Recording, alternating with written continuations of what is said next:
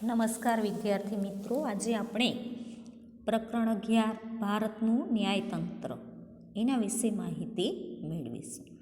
હવે આગળના ચેપ્ટરમાં આપણે સંઘ સરકારના જે બે અંગો છે, ધારાસભા અને કારોબારી, એના વિશે તો માહિતી મેળવી, પણ આપણને ખબર છે કે એનાથી સ્વતંત્ર અને નિષ્પક્ષ અને સળંગ એક સૂત્રીય એવો ત્રીજો અને વિશિષ્ટ અંગ છે એ ન્યાયતંત્ર છે અને એ સૌથી અગત્યનું અંગ છે.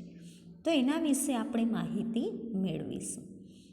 ભારતની સંઘીય રાજ્ય પદ્ધતિમાં આખા દેશમાં એક સોપાનબદ્ધ સળંગ અને એક સૂત્રીય ન્યાય પદ્ધતિ છે. દરેક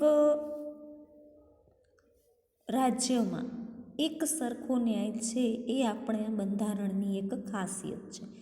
ભારતની ન્યાયતંત્રની વ્યવસ્થા છે એ સુગ્રથિત પિરામિડ સ્વરૂપે છે અને આપણે ત્યાં એક સૂત્રી ન્યાયતંત્રની રચના કરવામાં આવી છે. એ ઉપરાંત કેન્દ્ર કક્ષાએ ટોચ પર દેશની સર્વોચ્ચ અદાલત, જેને આપણે સુપ્રીમ કોર્ટ કહીએ છીએ, એ હોય, જ્યારે એની મધ્યમાં રાજ્ય કક્ષાએ વડી અદાલત, જેને હાઈકોર્ટ કહેવામાં આવે છે, અને એના તાબા હેઠળ જિલ્લા કક્ષા અને તાલુકા કક્ષાએ સ્થાનિક અદાલતો હોય. તમે તમારા પાઠ્યપુસ્તકના ચિત્રમાં જોઈ શકો છો કે પિરામિડ આકારની અદાલતો છે, જેમાં સુપ્રીમ કોર્ટે સૌથી ઊંચા સ્થાને, પછી છે હાઈકોર્ટ, અને એના પછી જિલ્લા અને તાલુકાની અદાલતો હોય, અને ત્યાર પછી ટ્રાયલ કોર્ટો ઉપરાંત જુદા જુદા હેતુઓ માટે જુદી જુદી જે ટ્રિબ્યુનલો હોય, એનું જે શાખા હોય, એ શાખા જે તે ગુનાઓ કે જે તે વિભાગ માટેનું ન્યાય કરે એ વિશિષ્ટ અદાલતો પણ હોય છે. હવે આપણને એ પ્રશ્ન થશે કે ન્યાયતંત્રનું મહત્ત્વ શું છે?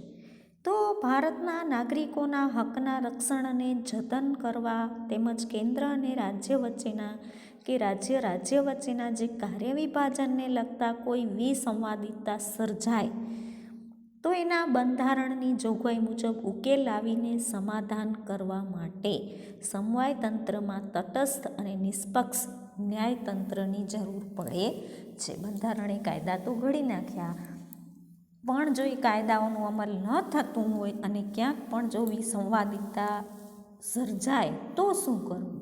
તો બંધારણે એના માટે ન્યાયતંત્રની જોગવાઈ કરી છે. અને બંધારણની સર્વોપરિતાને અસર ન થાય તેથી કોઈ કાયદાની કે કલમ કે જોગવાઈઓ બંધારણીય સુસંગતતા તપાસવા માટે તેના અર્થઘટન કરવા ન્યાયતંત્ર એ અગત્યનું અંગ છે. ધારાસભા અને કારોબારી દ્વારા જો કદાચ બંધારણીય મર્યાદાનું ઉલ્લંઘન થાય તો એની ચકાસણી કરવા માટે એક સ્વતંત્ર, તટસ્થ, નિષ્પક્ષ અને નિર્ભીક ન્યાયતંત્ર એ લોકશાહીની આધારશિલા છે. અને ન્યાયિક પ્રક્રિયામાં ક્યાંય ક્ષતિ કે વિલંબ ન થાય અને નાગરિકોને ઝડપી, સસ્તો અને સમાન ન્યાય મળે તો જ બંધારણનો હેતુ સર થાય છે, નહીંતર બંધારણનો હેતુ સર થતો નથી. આપણે એમ કહીએ કે આપણે અહીંયા સૌથી મોટી લોકશાહી છે, પણ એ લોકશાહીમાં જો આપણે સુરક્ષિત ન હોઈએ તો લોકશાહીનો કોઈ મતલબ નથી. અને આવું ન થાય એના માટે ભારતે ન્યાયતંત્રની રચના કરી છે, અને તો જ બંધારણનો જે હેતુ છે એ સિદ્ધ થશે, નહીંતર હેતુ સિદ્ધ થાય નહીં. કારોબારી અને સજાગ ધારાસભા હોય ત્યાં ન્યાયતંત્ર સક્રિય રહે એ હરહંમેશ જરૂરી છે, પણ કેટલીક વખત કારોબારી અને વહીવટી કારોબારીની નિષ્ક્રિયતા અને બેજવાબદારપણાને કારણે અથવા તો ધારાસભાની આપખુદશાહીના કારણે પણ જાગૃત, નીડર, સ્વતંત્ર અને નિષ્પક્ષ એવા ન્યાયતંત્રને ન્યાયિક સક્રિયતા દર્શાવી છે. હવે આ બધા જે ન્યાયતંત્ર છે એના સોપાનો છે, મતલબ કે જે પિરામિડ કક્ષાએ જેની સોપાનબદ્ધ રચના કરવામાં આવી છે, એ રચનામાં સૌથી ઉપર જે સર્વોચ્ચ અદાલત કે જેને આપણે સુપ્રીમ કોર્ટ કહીએ છીએ, એ સુપ્રીમ કોર્ટ વિશે માહિતી મેળવીએ તો દેશના ન્યાયતંત્રમાં તેના સૌથી ટોચના સ્થાને સર્વોચ્ચ અદાલત છે. અને ભારતીય બંધારણ પ્રમાણે દેશની સર્વોચ્ચ ન્યાયિક સંસ્થા છે. મતલબ કે અગત્યના કોઈ નિર્ણયો લેવાના હોય તો એ સર્વોચ્ચ અદાલતમાં નિર્ણયો લેવાય છે અને એની બેઠક નવી દિલ્હીમાં છે. ભારતમાં આવેલી તમામ દિવાની અને ફોજદારી કોર્ટોએ સર્વોચ્ચ અદાલતના તાબા હેઠળ અને એની સહાયમાં કામ કરવાનું હોય છે. અને સર્વોચ્ચ અદાલતમાં ન્યાયમૂર્તિઓની સંખ્યાની વાત કરીએ તો સર્વોચ્ચ અદાલતમાં એક મુખ્ય ન્યાયમૂર્તિ હોય એ ઉપરાંત 28 જેટલા ન્યાયાધીશો એ સર્વોચ્ચ અદાલતમાં કામ કરતા હોય છે અને રાષ્ટ્રપતિ છે એ જ આ સર્વોચ્ચ અદાલતના ન્યાયાધીશની નિમણૂક કરે છે. મતલબ કે કોણ અદાલતમાં ન્યાયાધીશ તરીકે રહેશે, એક જે મુખ્ય ન્યાયમૂર્તિ હોય તે, અને બાકીના જે 28 ન્યાયાધીશો છે એની નિમણૂક રાષ્ટ્રપતિ દ્વારા કરવામાં આવે છે. અને કદાચ જો સંસદ ઈચ્છે કે આપણને ન્યાયાધીશોની સંખ્યામાં ફેરફાર કરવો છે તો એ કરી શકે, પણ રાષ્ટ્રપતિને એમ લાગે કે ઘણી વખત એવું થાય કે ન્યાયિક કાર્યવાહીનો બોજો આ સર્વોચ્ચ અદાલતમાં વધી જાય છે તો એ લોકોને બંધારણીય સત્તા પ્રમાણે એડહોક ન્યાયાધીશની નિમણૂક કરવાની પણ પરમિશન છે કે એક જ ન્યાયમૂર્તિ છે એ બધું નથી સંભાળી શકતા, તો જે એડહોક ન્યાયાધીશ છે એની નિમણૂક કરી શકાય. અને સર્વોચ્ચ અદાલતના વરિષ્ઠ ન્યાયાધીશોની નિમણૂક શ્રેયાનતા એટલે કે સિનિયોરિટીને આધારે કરવામાં આવે કે જે સૌથી પહેલાં આવ્યા હોય એક ન્યાયાધીશ કે ન્યાયમૂર્તિ જો રિટાયર થાય છે તો કોને લેવા, તો સિનિયોરિટીને આધારે જે પહેલાં આવ્યા હોય એની નિમણૂક કરવામાં આવે છે. અને મુખ્ય ન્યાયમૂર્તિ સિવાયના જે અન્ય ન્યાયાધીશો છે એની નિમણૂક કરવાનો અધિકાર મુખ્ય ન્યાયમૂર્તિને છે. અને અન્ય વરિષ્ઠ ન્યાયાધીશો છે એ લોકો સાથે ચર્ચા વિચારણા કરી અને અંતે જે મુખ્ય ન્યાયમૂર્તિ છે એ નક્કી કરશે કે બાકીના ન્યાયાધીશોને કઈ રીતે લેવા. હવે જે વ્યક્તિ સર્વોચ્ચ અદાલતમાં ન્યાયાધીશ તરીકે નિમણૂક પામે છે એની લાયકાત શું હોવી જોઈએ, તો સૌપ્રથમ છે એ ભારતીય નાગરિક હોવો જોઈએ. અને બીજું છે કે ભારતની કોઈ પણ વડી અદાલતમાં એણે ઓછામાં ઓછા 5 વર્ષ સુધી ન્યાયાધીશ તરીકેની ફરજ બજાવેલી હોવી જોઈએ.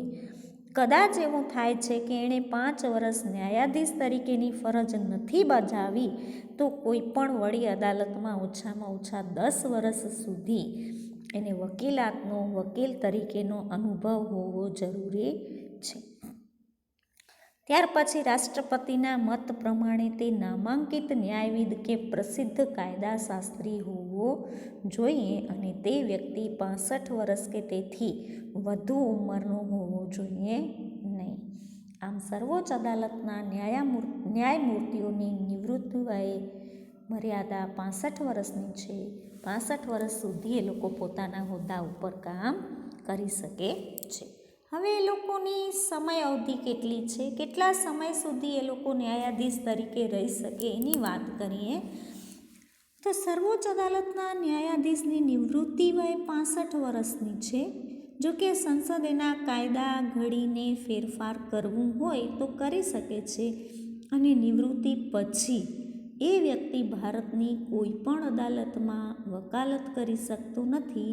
પણ અસાધારણ સંજોગોમાં કે પછી અમુક એવા પ્રસંગો ઊભા થાય તો તપાસ માટે નિમાયેલ તપાસ પંચોની કામગીરી કરી શકે છે. હવે એવું થયું કે વર્ષો પહેલાંનો કોઈ કેસ છે, હવે એ કેસમાં એ વ્યક્તિને જ તમામ બાબતની જાણકારી છે, બીજા કોઈને નથી, તો એવા સંજોગોમાં તપાસ માટે જો એની નિમણૂક કરવામાં આવી હોય તો એ તપાસ પંચની કામગીરી કરી શકે છે. અને તેઓ નિવૃત્તિ મુદત પહેલાં પોતાની ફરજો અદા કરવામાં અશક્તિમાન હોય તો સ્વેચ્છાએ લેખિત રાજીનામું રાષ્ટ્રપતિને આપીને લોકો ફરજમાંથી મુક્ત થઈ શકે છે. કદાચ એને એવું લાગે કે મારાથી આ કામ થઈ શકે એમ નથી અને હું નથી પહોંચી વળતો તો એ સ્વૈચ્છિક નિવૃત્તિ રાજીનામું આપીને લઈ શકે છે. પરંતુ કદાચ એની અયોગ્યતા સાબિત થાય અને એણે કોઈ ગેરવર્તણૂક કરી હોય કે બિનકાર્યક્ષમતાને કારણે જો એને દૂર કરવું હોય તો બંધારણીય મર્યાદાનો ભંગ કરવા કારણોસર અથવા તો ગંભીર ગેરરીતિ કે ભ્રષ્ટાચાર આચરવાના આક્ષેપસર એમની સામે સંસદમાં મહાભિયોગની કાર્યવાહીથી ન્યાયાધીશને હોદ્દા પરથી બરતરફ કરવો હોય તો પણ કરી શકાય. એટલે સરકાર પાસે પણ એવી જોગવાઈ છે, એની પોતાની પાસે તો એવી જોગવાઈ છે જ કે ભાઈ હું અશક્તિમાન છું તો હું કામ નહીં કરી શકું તો હું સ્વૈચ્છિક રાજીનામું આપું છું. પણ કદાચ એના કામથી અસંતોષ થાય છે તો પણ બંધારણમાં એવી જોગવાઈ છે કે એ વ્યક્તિને મહાભિયોગ કાર્યવાહી કરીને એના હોદ્દા પરથી બરતરફ કરી શકાય, એટલે કે ઉતારી શકાય છે. હવે એના માટેની કાર્યવાહી શું છે? તો સંસદના દરેક ગૃહે તે ગૃહની કુલ સભ્ય સંખ્યાની બહુમતીના તથા તે ગૃહમાં હાજર રહીને મત આપનાર ઓછામાં ઓછા 2/3 સભ્યોની બહુમતીના ટેકાવાળું નિવેદન રાષ્ટ્રપતિ સમક્ષ જે તે સત્રમાં રજૂ કરાયેલ હોય એના પરથી રાષ્ટ્રપતિ હુકમ કરે કે ભાઈ આ વ્યક્તિને તમે જો એવું લાગે છે કે કામ નથી કરતા બરાબર તો હોદ્દા પરથી દૂર કરી શકો છો, એવી પરમિશન આપે તો એને હોદ્દા પરથી દૂર કરી શકાય છે. અને સંસદ ન્યાયાધીશના ગેરવર્તન અંગેનું નિવેદન રજૂ કરવા, કદાચ એના માટેની કે તપાસની કાર્યવાહી કરવી હોય તેમજ સાબિતી માટે કાર્યવાહીનું નિયમન કરશે. સંબંધિત ન્યાયાધીશને સંસદમાં હાજર રહીને પોતાના બચાવમાં જો પોતાનું નિવેદન આપવું હોય તો એ નિવેદન આપવાની તક આપવામાં આવે છે કે ભાઈ તમને આ કારણોસર હોદ્દા પરથી ઉતારવામાં આવે છે. હવે એ વ્યક્તિ એમ કે મને ન ઉતારો, મને હોદ્દા પર રહેવું છે, તો એ પોતાના બચાવમાં જે કંઈ પણ રજૂ કરવું હોય એ રજૂ કરી શકે અને પોતાનું નિવેદન આપી શકે છે. સર્વોચ્ચ અદાલતના ન્યાયમૂર્તિઓને હોદ્દો ગ્રહણ કરતાં પહેલાં રાષ્ટ્રપતિ હોદ્દાની ગુપ્તતા અને બંધારણ પ્રત્યે વફાદાર રહેવાના શપથ લેવડાવે છે અને તેઓએ પ્રતિજ્ઞાપત્ર ઉપર સહી કરવી પડે છે. આ વાત થઈ કે સર્વોચ્ચ અદાલતમાં કોઈ વ્યક્તિ ન્યાયાધીશ તરીકે રહે છે તો એની સમય અવધિ કેટલી છે એની. હવે વાત કરીએ સર્વોચ્ચ અદાલતની સત્તા શું છે અને એનું કાર્યક્ષેત્ર શું છે. તો ભારતની સર્વોચ્ચ અદાલત દુનિયાની કોઈ પણ સર્વોચ્ચ અદાલત કરતાં વિશેષ સત્તા અને વિશાળ કાર્યક્ષેત્ર ધરાવે છે. અને આ કાર્યક્ષેત્રને મૂળભૂત ક્ષેત્ર અધિકાર, વિવાદ ક્ષેત્ર અધિકાર અને સલાહકારી ક્ષેત્ર અધિકાર એમ 3 પ્રકારમાં વહેંચી શકાય છે. એમાં પહેલું જોઈએ મૂળભૂત ક્ષેત્ર અધિકાર. જ્યારે અદાલતને સૌપ્રથમ જ તકરાર સાંભળીને નિર્ણય આપવાની સત્તા હોય તેને મૂળ અધિકાર ક્ષેત્ર એટલે કે મૌલિક હકુમત કહેવાય. અને કેસનો નિર્ણય કરવાની સત્તા જે અન્ય કોઈ અદાલતોને નથી એ સર્વોચ્ચ અદાલતને છે. અને આ અધિકાર ક્ષેત્રમાં નીચેના પક્ષકારો હોવા જોઈએ જેમના વિવાદનું નિરાકરણ કરવાની સત્તા ધરાવે છે. એમાં કોણ કોણ હોવું જોઈએ વાત કરીએ તો પહેલું છે સંઘ સરકાર અને એક કે તેથી વધુ રાજ્યો વચ્ચે જો ઝઘડા થયા હોય કે વિવાદ થયું હોય તો એ રાજ્યો વચ્ચેના વિવાદનું નિવારણ કરવાની સત્તા આ સર્વોચ્ચ અદાલત પાસે છે. એક તરફ ભારત સરકાર અને એક કે તેથી વધુ રાજ્યો, બીજી તરફ એક કે તેથી વધુ અન્ય રાજ્યો વચ્ચે જો મતભેદ કે તકરાર થાય છે તો એ તકરારનું સંઘર્ષનું ઉકેલ લાવવાની સત્તા છે. ઘણી વખત 2 કે તેથી વધુ રાજ્યો વચ્ચે એટલે કે જો રાજ્ય વચ્ચેની તકરારો થાય છે તો એ ઝઘડા સંદર્ભે પણ ચુકાદો આપવાની સત્તા સર્વોચ્ચ અદાલતને છે. અને સર્વોચ્ચ અદાલતને સંઘ સરકારના કોઈ પણ કાયદાના કે બંધારણીય કાયદેસરતાના લગતા તમામ પ્રશ્નો અંગેના ચુકાદા આપવાનો અધિકાર છે. અને આ અદાલતને નાગરિકોના મૂળભૂત હકોના રક્ષણ અને જતન કરવાની સત્તા ઉપરાંત મૂળભૂત હકોના ભંગ બદલ હાજર હુકમ, અધિકાર હુકમ કે પ્રતિબંધ હુકમ પણ બહાર પાડવાની સત્તા છે. રાજ્ય વચ્ચેના કે રાજ્યો વચ્ચેના કે રાજ્યો વચ્ચે નદીના પાણીની વહેંચણીના બાબતે વિવાદો ઉકેલવાની સત્તા પણ સર્વોચ્ચ અદાલતની હકુમત બહાર પડે છે. અને એના માટે અલગ પાણી ન્યાય પંચ જે ટ્રિબ્યુનલો છે, આપણે કીધું કે અલગ અલગ વિભાગ માટે અલગ અલગ અદાલતો છે એ ચુકાદા આપે છે. અને સર્વોચ્ચ અદાલત એ ચુકાદામાં અંતિમ હોય છે, તે અન્યત્ર પડકારી શકાતા નથી. તે માટે બધાને શિરોમાન્ય ગણવું જ પડે છે કે ભાઈ તમે જે ન્યાય કર્યો છે એ યોગ્ય છે, એ દરેક વ્યક્તિએ માન્ય રાખવું જ પડે છે. ત્યાર પછી અપીલનું ક્ષેત્ર અધિકાર છે, જે વિવાદ ક્ષેત્ર અધિકાર છે એની વાત કરીએ તો સર્વોચ્ચ અદાલતના વિવાદ અધિકાર ક્ષેત્રમાં 3 પ્રકારના વિવાદોની જ અપીલ થઈ શકે છે. એક તો બંધારણીય અર્થઘટનના કેસો, બીજું દીવાની દાવાઓ અંગેના કેસો અને ત્રીજું ફોજદારી દાવાના કેસો. ભારતમાં કોઈપણ વડે અદાલતના કોઈપણ દાવાઓના કે ચુકાદાઓના હુકમનામા તેમજ આખરી હુકમ સામે સર્વોચ્ચ અદાલતમાં અપીલ ત્યારે જ થઈ શકે જ્યારે વડી અદાલતે ચુકાદામાં એ પ્રકારનું પ્રમાણપત્ર આપ્યું હોય કે કેસમાં બંધારણની કોઈ કલમના અર્થઘટનનું અગત્યનું કાયદાકીય પ્રશ્ન સંકળાયેલો છે અને તે પ્રશ્નોનો ખોટી રીતે નિર્ણય અપાયેલો છે, તો એ કારણોસર નારાજ પક્ષકાર સર્વોચ્ચ અદાલતમાં અપીલ કરી શકે છે.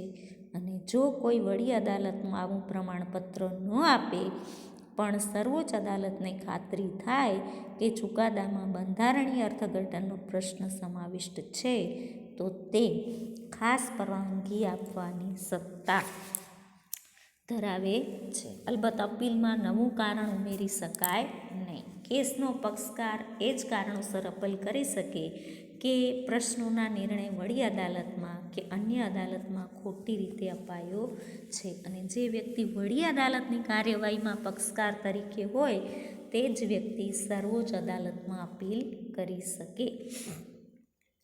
પછી ફોજદારી કેસોમાં જે નીચલી અદાલત છે એ અદાલતને આરોપીએ જો મૃત્યુદંડની સજામાંથી મુક્ત કર્યો હોય પણ વડી અદાલત એમ કહેતી હોય કે આ વ્યક્તિને મૃત્યુદંડની સજા થવી જ જોઈએ, તો વડી અદાલતે પોતાની તાબા હેઠળની જે નીચલી અદાલત છે એમાંથી કોઈ કેસ પોતાની પાસે પાછો લઈને આરોપીને મૃત્યુદંડની સજા ફરમાવી હોય એવું પ્રમાણપત્ર આપેલ હોય કે સર્વોચ્ચ અદાલતમાં અપીલ કરવા માટેનો યોગ્ય કેસ છે અને પુનઃવિચારણા માટે યોગ્ય છે, ત્યારે અપીલ થઈ શકે છે. અને સર્વોચ્ચ અદાલત પોતાના આપેલ ચુકાદાઓનું પોતે જ પુનઃ અવલોકન કરી, પુનઃ સમીક્ષા કરી અને અન્ય કોઈ પણ અદાલતમાં ચાલતા કેસને પોતાની અદાલતમાં તબદીલ કે ટ્રાન્સફર કરી શકે છે. અને સંસદ કાયદા ઘડીને આ અદાલતની સત્તા અધિકારોમાં વધારો કરી શકે છે. ત્યાર પછી સલાહ કે ક્ષેત્ર અધિકારની વાત કરીએ તો જો રાષ્ટ્રપતિને અમુક ચોક્કસ બાબતો કે પ્રશ્નો, જેમ કે અગત્યના કાયદાકીય પ્રશ્નો હોય અથવા તો જાહેર હિતને સ્પર્શતો કોઈ મુદ્દો હોય તો એમાં સર્વોચ્ચ અદાલતમાં અભિપ્રાય લેવાનું જો રાષ્ટ્રપતિને યોગ્ય લાગે તો એવો પ્રશ્ન રાષ્ટ્રપતિ સર્વોચ્ચ અદાલતને વિચારણા માટે મોકલે છે. અને આ જોગવાઈ હેઠળ કાયદાનો પ્રશ્ન હોય, હકીકતનો કોઈ પ્રશ્ન હોય કે પછી બંધારણના અર્થઘટન અંગેનો પ્રશ્ન હોય કે પછી ખરડાની કાયદેસરતાને લગતો પ્રશ્ન હોય તો એના પર રાષ્ટ્રપતિ સર્વોચ્ચ અદાલતની સલાહ લઈ શકે છે. પણ જો સર્વોચ્ચ અદાલતને વિચારણા હેઠળ મોકલેલ પ્રશ્નો કે અભિપ્રાય આપવાનું યોગ્ય ન જણાય તો એ રાષ્ટ્રપતિને પરત મોકલીને કહી દેશે કે આના પર અમે કોઈ જ સલાહ કે અભિપ્રાય આપી શકીએ નહીં. તો એવી વખતે રાષ્ટ્રપતિ એને ફરજ પાડી શકે નહીં કે ભાઈ તમને ફરજિયાતપણે સલાહ આપવી જ પડશે એવું કહી શકાય નહીં. એના માટે રાષ્ટ્રપતિને માનવા માટે આ સર્વોચ્ચ અદાલત બંધન કરતા નથી. અને ત્યાર પછી વાત કરીએ અન્ય સત્તાઓ શું છે એની, તો સર્વોચ્ચ અદાલતને અગાઉ આપેલા પોતાના નિર્ણય કે ચુકાદાની પુનઃ સમીક્ષા કરવાની સત્તા છે અને સર્વોચ્ચ અદાલત અદાલતી તિરસ્કાર માટે સજા પણ ફરમાવી શકે છે.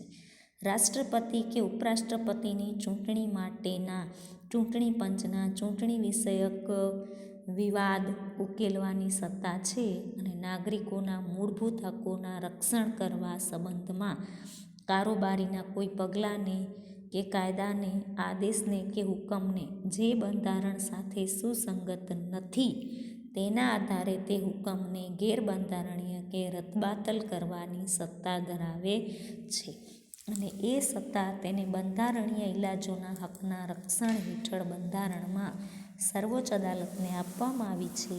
આમ સર્વોચ્ચ અદાલત બંધારણના અને નાગરિકના હકોના રક્ષક અને વાલી તરીકેની ફરજ અદા કરે છે.